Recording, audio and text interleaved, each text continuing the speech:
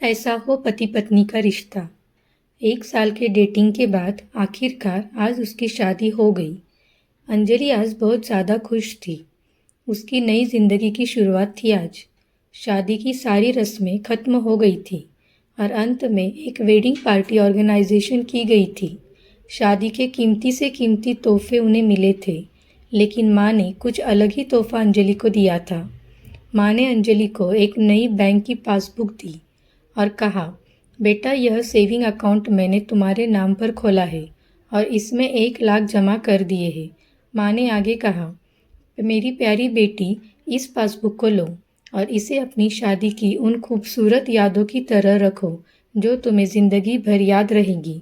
जब जब कुछ अच्छा और यादगार तुम्हारी ज़िंदगी में घटे तो इसमें कुछ रकम जमा कर दिया करना, और यह रकम किस कारण से जमा करी है वह ज़रूर मेंशन करना। जितनी ज़्यादा खुशी का दिन होगा उतने ज़्यादा पैसे तुम इसमें जमा कर सकती हो। पहली राशि मैंने तुम्हारे लिए जमा कर दी है। अब इसे आगे तुम अपने पति के साथ बढ़ाना, और जब कई सालों बाद तुम इसे देखोगी तो तुम्हें पता चलेगा कि तुमने अपने जीवन में एक दूसरे के साथ कितने खुशी के पल साथ में जिए हैं।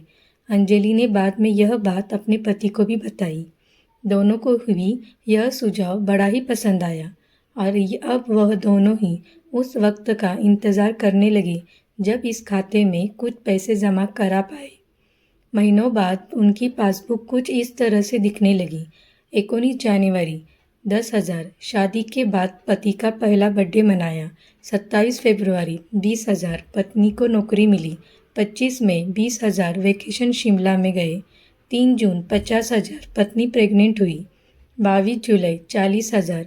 पति को प्रमोशन मिला और ये सिलसिला आगे बढ़ता रहा। पर जैसे जैसे समय बीतने लगा, साल बढ़ने लगे, दोनों में झगड़े होने लगे। छोटी छोटी बातों पर वे अक्सर एक दूसरे के साथ बहस करते, कभी कभी बिना बात के ही झगड़ा करने लगते।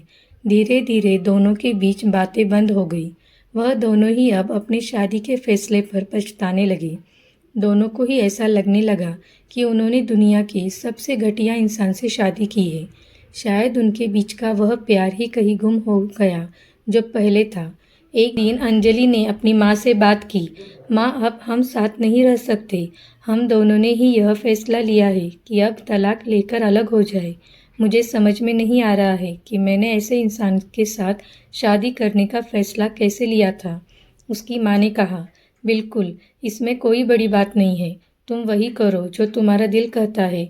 अगर तुम दोनों ही साथ नहीं रहना चाहते तो अलग होने में ही भलाई है। लेकिन उससे पहले एक काम करो। तुम्हें वह पासबुक याद है ना जो मैंने तुम्हारी शादी के दिन तुम्हें दी थी? सबसे पहले उस खाते में जमा सारे पैसे निकालो और उन्हें खर्च कर डालो। तुम्हें ऐसी कमज़ोर शादी का कोई भी रिकॉर्ड नहीं रखना चाहिए। अंजलि अपनी माँ की बात से सहमत थी, इसलिए वह वहाँ से सीधे बैंक में चली गई और बैंक में लाइन में लग गई ताकि उसे अकाउंट को बंद करवा सके। जब वह लाइन में खड़े होकर इंतज़ार कर रही थी तब उसने एक नज़र उस पासबुक के अंदर लिखे रिकॉर्ड्स पर डाली। उसने पढ़ा और पढ़ती गई। वह सारी खुशियाँ, आनंद के पल जो उसने अपने पति के साथ जिए थे, सब उसकी आंखों के सामने आ गए और उसकी आंखों में आंसू आ गए। वह तुरंत वहाँ से निकल अपने घर पहुँची। अंजलि ने घर पहुंचकर सबसे पहले वह पासबुक अपने पति के हाथों में रखी और बोली कि तलाक लेने से पहले इस खाते में जमा सारे पैसे खर्च कर दो और इस खाते को बंद कर दो। अगले दिन पति बैंक गया और खाता बंद कराने के लिए लाइन में लगा। जब वह लाइन में अपना नंबर आने का इंतज़ार कर रहा था, उसने एक नज़र उस पासबुक पर डाली। उसने पासबुक के अंदर लिखे रिकॉर्ड्स को पढ़ा और पढ़ते ही गया। भूतकाल में अपनी पत्नी के संग जिए वह खुशियों के पल, वह सुंदर यादें, वह प्यार के पल उसके नज़रों के सामने किसी मूवी की तरह चलने लगे। थोड़ी देर बाद वह भी बैंक से निकला और सीधे घर पहुंचा। घर पहुंचकर पासबुक उसने अंजलि के हाथ में रख दी। अंजलि ने जब उस पासबुक को खोलकर देखा, उसमें एक नई एंट्री 10 लाख की थी और उसके कारण के रूप में लिखा था, यह वह दिन है जब मुझे यह एहसास हुआ कि मैं तुमसे कितना प्यार करता हूँ और यह भी कि तुमने ज़िंदगी में कितनी खुशियाँ लाई है। वह दोनों एक दूसरे के गले लगकर खूब रोए और उन्होंने उस पासबुक को संभाल कर तिजोरी में रख दी। अगर आपको ये कहानी अच्छी लगी हो तो इसे लाइक कीजिए, शेयर कीजिए और चैनल को सब्सक्राइब कीजिए।